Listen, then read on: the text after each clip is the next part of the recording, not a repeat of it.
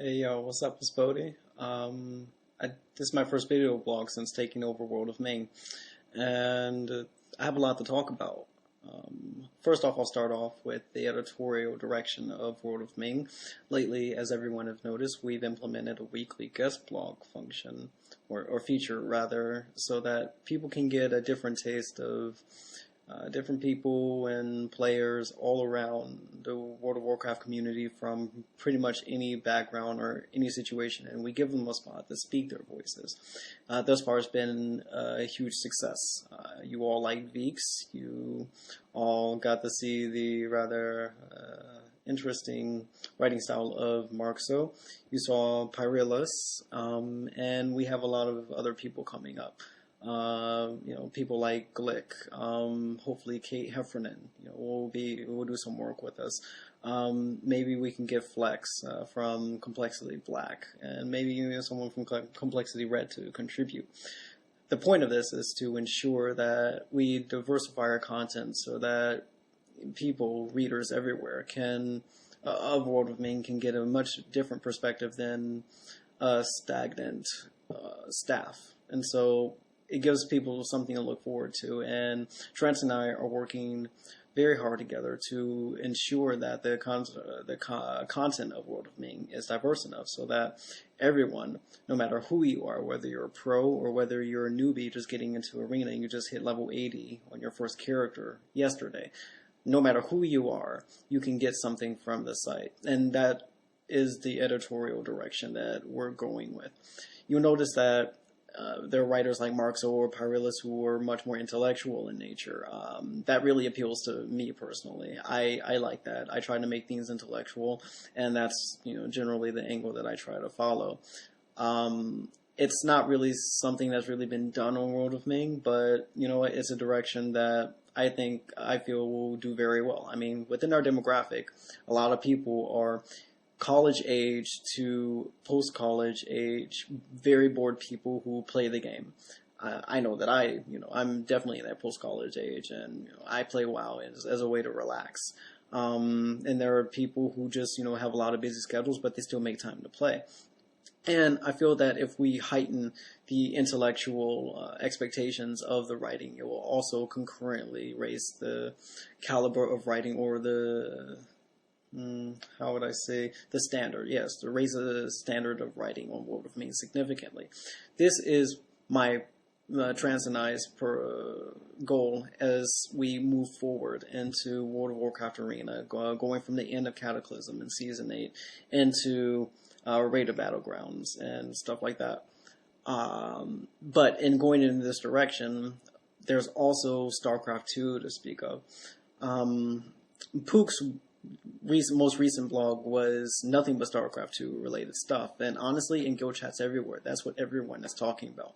StarCraft 2 is unequivocally the most hyped Blizzard game since World of Warcraft itself, and I really believe that it's even more hyped than that. People have been anticipating the games for years. The first game came out in 1998, and with the new Battle.net system, there is an inevitable overlap between the two communities. And right now what we see, even in beta, is that there are a lot of StarCraft 2 players who honestly are very, very, for lack of a better word, butthurt that they didn't get a StarCraft 2 beta. They're like, oh man, I've been following this game obsessively since it first came out, and I didn't get a beta key yet. You have all these WoW nerds coming in who don't really know anything about RTS, and they're doing all these replays and they look terrible and don't do stuff. Like, what the hell? Well, I have a message to all those StarCraft 2 players who are all really, really butthurt and frustrated. You are not entitled to a beta key. You're not at all. I've been playing the game personally for about 3 months, and I got a beta key, but that's mostly because I'm press.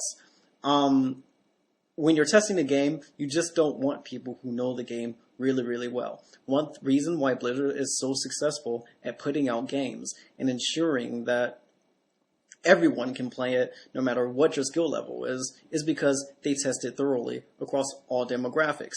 If you didn't get a beta key, it's unfortunate, and it's really unfair that some people got beta keys and other people didn't. However, no one is entitled to anything. It's a privilege, not a right. just because you were a consumer of a game for a very long time does not mean that you should get something. So that's really all I have to say about that. Going back to WoW, honestly, there's not really much to talk about. There is a new patch 3.3 coming out, and yeah, okay, they increased the amount of honor gains across the board by 50%, while concurrently lowering the honor that you're getting from Wintergrass quests, and that's really cool. I like it. I really hate having to log in, and I play on Blackrock Horde, and so I queue up for a battleground, and queues are at least 8 minutes long. It's so bad, I'm tempted to switch back to Alliance simply to do the honor grind. It's absurd, and the only way that a casual player can really get into it and grind out all the honor needed is if they basically take a week off of work and do nothing but constantly play. And it's very tedious. It is, unfortunately. I like Battlegrounds. I like Battlegrounds a lot. And actually, more people play Battlegrounds than they play Arena. So it's obviously a huge, huge, huge interest there. However, for me personally, that makes it a job. It does. And it goes back to one of the main criticisms of WoW as a competitive esport, as a competitive game, is that you have to do all this grinding, do all this unnecessary crap just to be competitive. Like, okay, Veeks. Veeks had a warrior who was a complete season behind in gear, and he still hit Gladiator. But everyone's not Veeks. Veeks is one of those special. He's kind of like the Bill Gates of the WoW world. You can't expect everyone to be like Bill Gates, and in terms of skill level, business level, or whatever. Like Veeks is one of those exceptions. Most people aren't like that, and unfortunately, we get to the point where I'm predicting, and VHEL also predicts that the next big thing in WoW esports will be objective-based PvP. But going back to the StarCraft thing, honestly, it seems that a lot of the WoW professional players are very, very, very interested in StarCraft 2.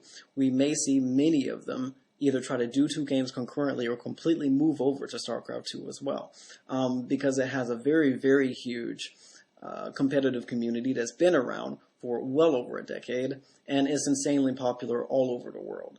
I can totally see many WoW players going to that. However, as Cataclysm comes out and as we rev up for it and as Blizzard's PR and marketing team go into full force, I'm wondering how they're going to balance that, because essentially they're competing with themselves here when it comes to that community.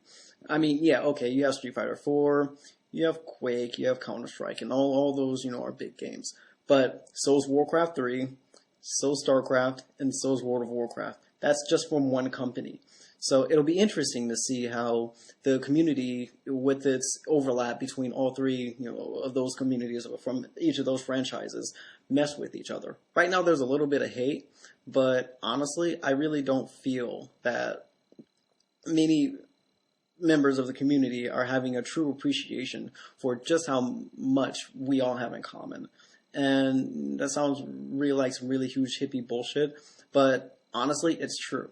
And when we talk about the editorial direction of World of Ming, and we come to this inevitable crossroads of each individual franchise, and each individual franchise having its base and its fan base, and all 3 franchises colliding with each other, we have no choice but to communicate. Recently, I've started to write for Starfeeder. Me personally, I'm not going to write about StarCraft on World of Ming.